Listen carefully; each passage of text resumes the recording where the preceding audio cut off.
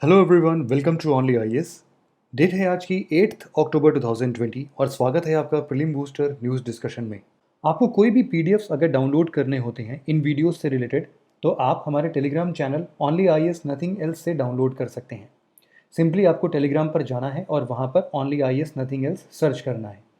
ये इमेज आप ज़रूर से देखिएगा। ये इमेज का जो भी चैनल होगा आप उसको ज्वाइन कर सकते हैं। आपको सभी पीडीएफ्स वहाँ पर अवेलेबल मिल जाएंगे। सबसे पहला आर्टिकल हमारा इकोसिस्टम सर्विसेज से रिलेटेड है। हाल फिलहाल में टेरी मतलब कि the energy and resources institute ने एक स्टडी कंडक्ट की थी।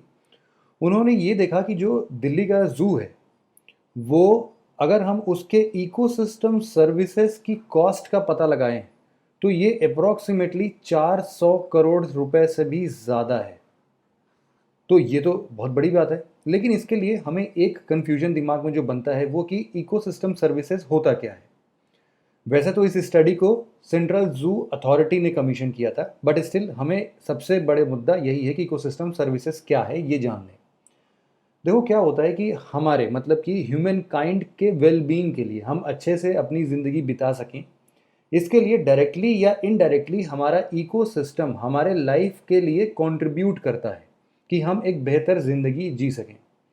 इसी को हम इकोसिस्टम सर्विस बोलते हैं। ऐसे तो इकोसिस्टम सर्विसेज को हम लोग 4 अलग अलग प्रकार में डिवाइड कर सकते हैं, कैटेगराइज कर सकते हैं, जिसमें से सबसे पहला होता है प्रोविजनिंग सर्विसेज।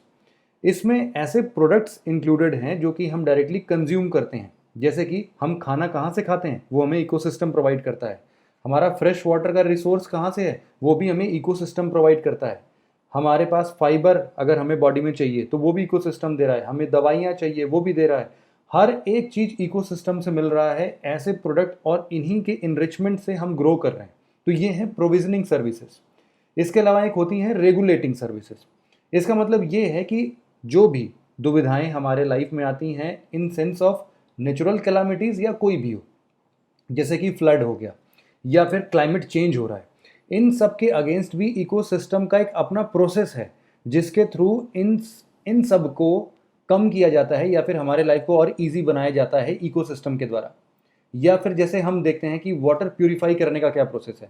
तो अगर हम एक कोल बेड लगा दें, मतलब कि कोयले का एक ऐसा छोटा टुकड़ा लगा देंगे और इससे अगर पानी पास करते हैं तो नेचुरली ये थोड़ा सा प्यूरिफाई हो जाता है। इसी मतलब ऐसे बहुत सारे नेचुरल प्रोसेस हैं जो कि डायरेक्टली या इनडायरेक्टली हमें बेनिफिट पहुंचाते हैं। ऐसे सर्विसेज को हम रेगुलेटिंग सर्विसेज कहते हैं। जैसे कि फ्लड प्रिवेंशन का काम करना, फ्लड आता है उसके लिए कुछ नेचुरल बांध वगैरह बन जाता है अपने आप, तो ये रेगुलेटिंग सर्विसेज है। इसके अलावा सपोर्टिंग सर्विसेज आती हैं। ये कुछ नॉन मटेरियल बेनिफिट्स हैं जो कि इकोसिस्टम के द्वारा हमें मिलते हैं, जैसे कि सॉइल बनाने का काम। क्या हम सॉइल बना सकते हैं? नहीं, इकोसिस्टम अपने आप बनाती है उन सॉइल को। न्यूट्रिएंट साइकिल, जैसे कि कार्बन साइकिल है, ऑक्सीजन साइकिल है, ये सब कौन बना रहा है? ये सब इकोसिस्टम अपने आप डेवलप करती है। इसके अलावा कुछ कल्चरल सर्विसेज होती हैं। ये भी एक प्रकार के नॉन मटेरियल बेनिफिट्स हैं लोगों के लिए जो कि इकोसिस्टम प्रोवाइड करती है इन द फॉर्म ऑफ, जैसे कि रिक्रिएशनल एक्टिविटीज़, एस्थेटिक वैल्यूज़, मतलब कि हमें लाइफ में बोरियत फील हुई और हम घूमने निकल गए किसी नेचुरल रिसॉर्ट पे या फिर नेचुरल जगह पर, हम अंडमान निकोबार चले गए। तो ऐसी जगहों पर ये सब क्या है? ये कल्चरल सर्विसेज है जो कि इकोसिस्टम हमें प्रोवाइड कराती है। कुछ इंटेलेक्चुअल डेवलपमेंट, रिसर्च की बात हो या फिर स्पिरिचुअल इनरिचमेंट की बात हो, हमें लगता है ना कि हमें तपस्या करनी है तो हम हिमालय पर चले जाएं, तो ये सारी चीज़ें जो हैं वो कल्चरल सर्विसेज के अंदर में आती हैं। तो ये सारा मिला के, इन चारों सर्विसेज को मिला के हम इकोसिस्टम सर्विसेज बोलते हैं। बात करें सेंट्रल जू अथॉरिटी की, तो ये एक प्रकार का स्टेच्यूटरी बॉडी है जिसको वाइल्ड लाइफ प्रोटेक्शन एक्ट 1972 के अंदर में बनाया गया था। ये 1992 में इस्टेब्लिश हुआ था। नोडल मिनिस्ट्री इसकी ministry of environment, forest and climate change है। एज यूजुअल प्रेडिक्शन में भी सेम यही आएगा। ऑब्जेक्टिव इसका क्या है? काम वही है कि हम देश विदेश में जो भी जूज हैं उनको हम थोड़ा सा रेगुलेट करें, उनके गाइडलाइंस डिसाइड करें कि एनिमल्स जो उसके अंदर रखे जा रहे हैं या फिर एक जू से दूसरे जू में ट्रांसफ़र करना है तो उनके लिए कुछ गाइडलाइन, रूल्स, रेगुलेशंस बनाने का काम ये सेंट्रल जू अथॉरिटी करती है। ये ट्रांसफ़र का काम नेशनल लेवल पर भी हो सकता है और इंटरनेशनल लेवल पर भी हो सकता है। कॉम्पोजिशन की बात करें तो इसमें यूनियन एनवायरनमेंट मिनिस्टर हैं जो कि इस सेंट्रल जू अथॉरिटी को चेयर करते हैं। साथ ही साथ 10 मेंबर और मेंबर सेक्रेटरी भी होते हैं। यहाँ पर हमने बात की थी टेरी की भी, the energy and resource institute. तेरी जो है वो नॉन प्रॉफिट रिसर्च इंस्टीट्यूट है, 1974 में इसको इस्टेब्लिश किया गया था। इसका बेसिक मकसद यही है कि हम in the field of energy, environment और सस्टेनेबल डेवलपमेंट उसमें रिसर्च कंडक्ट करते हैं। फंक्शन के काम पे वही आप लगा सकते हो कि एनर्जी, इन्वायरमेंट और सस्टेनेबल डेवलपमेंट के रिसर्च के साथ साथ हम लोग क्लीन एनर्जी को प्रमोट करेंगे, वाटर मैनेजमेंट पर ध्यान देंगे, हम देखेंगे कि पोल्यूशन का लेवल कहीं बहुत ज़्यादा तो नहीं बढ़ गया है, एग्रीकल्चर को सस्टेनेबल बनाएंगे और क्लाइमेट को रेजिलिएंट बनाएंगे, ऐसा क्लाइमेट जिसमें हम सब लोग आसानी से रह सकें। अगला आर्टिकल हमारा वर्ल्ड हैबिटाट डे से रिलेटेड है। इस बार 2020 में 5 अक्टूबर को वर्ल्ड हैबिटाट डे सेलिब्रेट किया गया। यूनाइटेड नेशन ने क्या किया है कि अक्टूबर मंथ का जो पहला मंडे होता है उसको वर्ल्ड हैबिटाट डे डिजिग्नेट कर दिया है। 1985 में ये स्टैब्लिश किया गया था यूनाइटेड नेशन जनरल असेंबली में एक रेजोल्यूशन के द्वारा। पहली बार इसको 1986 में सेलिब्रेट किया गया। इसका बेसिक एम ये है, जैसे कि हैबिटाट मतलब होता है घर या घरौंदा, जो भी हम बोलते हैं, तो जो ह्यूमन सेटलमेंट्स होते हैं उनका प्रॉपर स्टेट अभी क्या है उस पर फोकस करता है। ये देखता है कि जितना हमें एक सफिशिएंट अमाउंट ऑफ शेल्टर की ज़रूरत है वो क्या हम प्रोवाइड करा पा रहे हैं। लोगों को ये भी याद दिलाता है कि भाई फ्यूचर जनरेशन के लिए भी हैबिटाट छोड़ना है हमें। ऐसा नहीं है कि हम सारा कुछ इसमें बिल्डिंग, कंस्ट्रक्शन यही सब कर दें और फ्यूचर में लोगों को रहने के लिए जगह ही ना मिले। इन सब के लिए वर्ल्ड हैबिटाट डे सेलिब्रेट किया जाता है या फिर थोड़ा अवेयरनेस काइंड ऑफ थिंग है। इसका इस बार का थीम जो है वो housing for all a better urban future था। आप ये ध्यान रखना कि सस्टेनेबल डेवलपमेंट गोल 11 जो है वो इस बारे में बात करता है। वो बताता है कि हमें सिटीज़ को थोड़ा और इंक्लूसिव बनाना है, और सेफ बनाना है, और रेजिलिएंट बनाना है, और सस्टेनेबल बनाना है। यूएन हैबिटेट के अंदर में एक प्रोग्राम है United Nation human settlement programme, जो कि इसी से रिलेटेड है। 1978 में इसको इस्टेब्लिश किया गया था यूनाइटेड नेशन एजेंसी के फॉर्म में, जो कि ह्यूमन सेटलमेंट और हम फ्यूचर में अर्बन डेवलपमेंट के फील्ड में सस्टेनेबिलिटी कैसे लेके आ सकते हैं उसके बारे में ये प्रोग्राम डिज़ाइन किया गया था। इसका हेडक्वार्टर नैरोबी, केनिया में है। अगला आर्टिकल हमारा नोबेल प्राइज फॉर फिजिक्स से रिलेटेड है। 2020 में फिजिक्स के अंदर का नोबेल प्राइज 3 लोगों को दिया गया। इसमें से हाफ हाफ पोर्शन डिवाइड है। आधा जो नोबेल प्राइज फॉर फिजिक्स है वो रॉजर पेनरोज को दिया गया है। इन्होंने ये बताया है कि भाई जो हमारा आइंस्टीन की जनरल थ्योरी ऑफ रिलेटिविटी है ना, उससे भी हम लोग ब्लैक होल के फॉर्मेशन का प्रेडिक्शन कर सकते हैं। तो ये अपने आप में एक रॉबस्ट प्रेडिक्शन है। और जो आधा नोबेल प्राइज फॉर फिजिक्स है वो 2 लोगों के बीच में डिवाइडेड है। एक है रेनहार्ड गेंजेल और एक है एंड्रिया घेस। इन लोगों ने क्या किया था, इन लोगों ने ये बताया कि भाई जो हमारा गैलेक्सी है, मतलब कि द मिल्की वे गैलेक्सी है, उसके सेंटर में एक सुपर मासिव कॉम्पैक्ट ऑब्जेक्ट है जिसका ये बात हो रहा है कि ये ब्लैक होल हो सकता है। ओवरऑल इन्होंने सबने मिलकर ब्लैक होल की स्टडी को और एक स्टेप आगे बढ़ा दिया है। Nobel Prize for physics Royal Swedish Academy of Sciences decide करती है इस अवार्ड के बारे में। बात करते हैं ब्लैक होल की। जब भी कोई स्टार बूढ़ा हो जाता है और फिर वो कोलैप्स करता है तो कोलैप्स होकर वो ब्लैक होल फॉर्म करता है। आपने एक नाम सुना होगा फिजिक्स में, एस्केप वेलोसिटी का। एस्केप वेलोसिटी क्या होती है? मान लीजिए कि अर्थ से किसी एक ऑब्जेक्ट को ऐसा फेंकना है ऊपर आसमान में कि वो दोबारा धरती पर लौट के ना आए, तो जिस वेलोसिटी से हम उसको ऊपर भेजेंगे वो मिनिमम वेलोसिटी को हम लोग एस्केप वेलोसिटी बोलते हैं। अप्रॉक्सीमेटली यहाँ पर देखा गया है कि 11.2 किलोमीटर पर सेकंड की स्पीड से किसी भी ऑब्जेक्ट को अगर आप ऊपर फेंक देते हो तो वो दोबारा धरती पर नहीं गिरेगी। ठीक है, तो इसको बोलते हैं एस्केप वेलोसिटी। ब्लैक होल के अंदर ऐसा एस्केप वेलोसिटी इतना ज़्यादा होता है कि जो स्पीड ऑफ लाइट है, हम लोग बोलते हैं कि भाई स्पीड ऑफ लाइट से तेज कुछ नहीं चल सकता है, वो भी बाहर नहीं निकल पाता है। तो इसीलिए इसकी एस्केप वेलोसिटी बहुत ज़्यादा है। Even light can not escape it. ये बात समझ में आ गई आपको? लाइट उससे बाहर नहीं निकल पाता है, इसीलिए ब्लैक होल इनविजिबल फॉर्म में होते हैं। हम उनको देख नहीं सकते, इसीलिए ट्रैक नहीं कर सकते। और अगर ट्रैक कर सकते हैं तो उसके लिए हमें कुछ स्पेशल टूल्स या फिर स्पेस टेलीस्कोप की ज़रूरत पड़ती है। यहाँ पर ब्लैक होल के अंदर ग्रेविटी जो है, जो गुरुत्वाकर्षण है इसका, वो इतना ज़्यादा होता है कि कोई भी पार्टिकल इससे बाहर नहीं निकल पाता है। यूजुअली इसको मैं ऐसे समझा सकता हूँ आपको कि एक चादर ले लीजिए। ठीक, अपने 4 दोस्तों से बोलिए कि इसका 4 कोना पकड़ लें। ये जो चादर है ये आपका स्पेस टाइम डिनोट कर रहा है। ठीक है, आप इस पे एक लोहे का बॉल बीच में डाल दीजिए। ये क्या होगा, चादर स्वैग कर जाएगा ना, झुक जाएगा अंदर की तरफ। और सोचो कि ये जो झुकाव है अंदर की तरफ, जो ये गड्ढा बन रहा है, वो उसकी लेंथ इनफाइनाइट हो जाए, तो इसके अंदर कुछ भी चीज़ जाएगा तो क्या बाहर निकल पाएगा? समझ लो ऐसा ही कुछ कॉन्सेप्ट है ब्लैक होल का।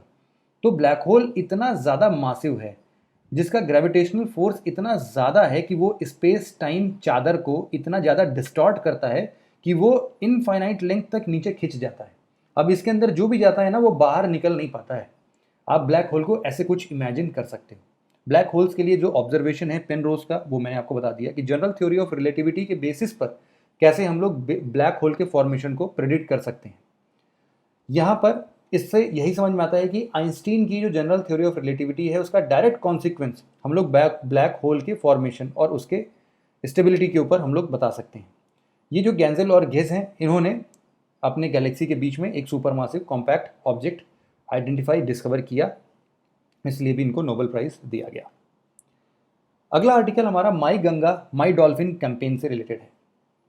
यहाँ पर wildlife institute of India, forest department और national mission for clean Ganga, इन तीनों ने मिलके ये एक प्रोग्राम लॉन्च किया था, एक कैंपेन लॉन्च किया था जिसका नाम है माई गंगा माई डॉल्फिन।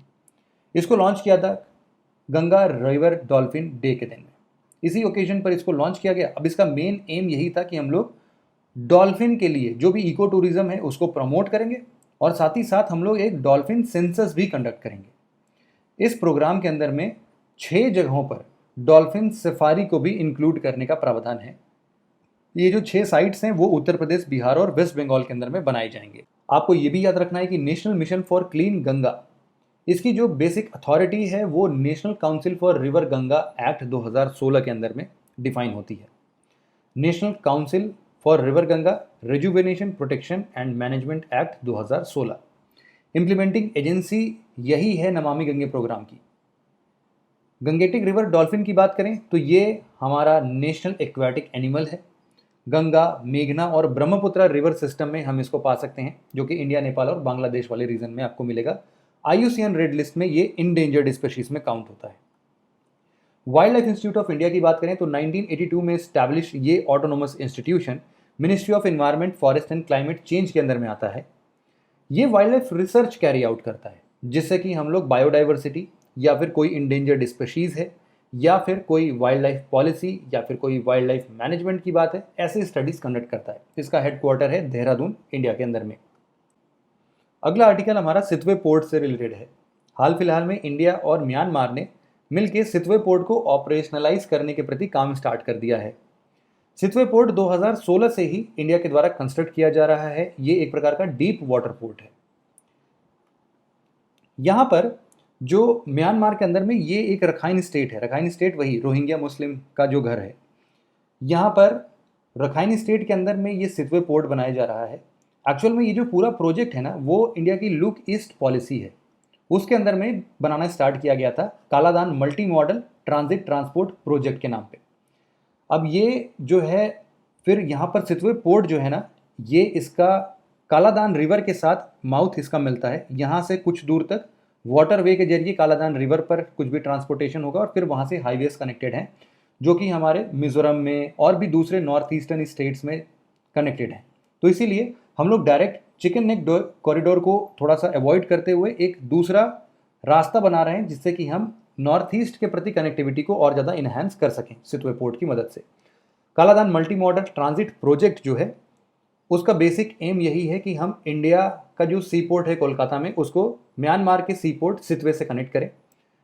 साथ ही साथ मिजोरम स्टेट है नॉर्थ ईस्ट इंडिया में, वहाँ तक एक पलतवा बाई रोड कनेक्शन करना है। आप यहाँ पर इस मैप में देखिए, समझ में आ जाएगा कि ये कोलकाता के इस पोर्ट से ये सितवे पोर्ट तक पहुँचा। ये रिवर है ब्लू कलर का, कालादान रिवर, यहाँ तक जाएगा पलटवा तक, और पलटवा से कलटवा, गजब नाम है पलटवा से कलटवा तक ये जो जा रहा है, इससे फिर ये इसके बाद यहाँ से बॉर्डर क्रॉस करके मिजोरम में चला जाएगा, एजवाल और इन सब जगह पर ये जा सकता है।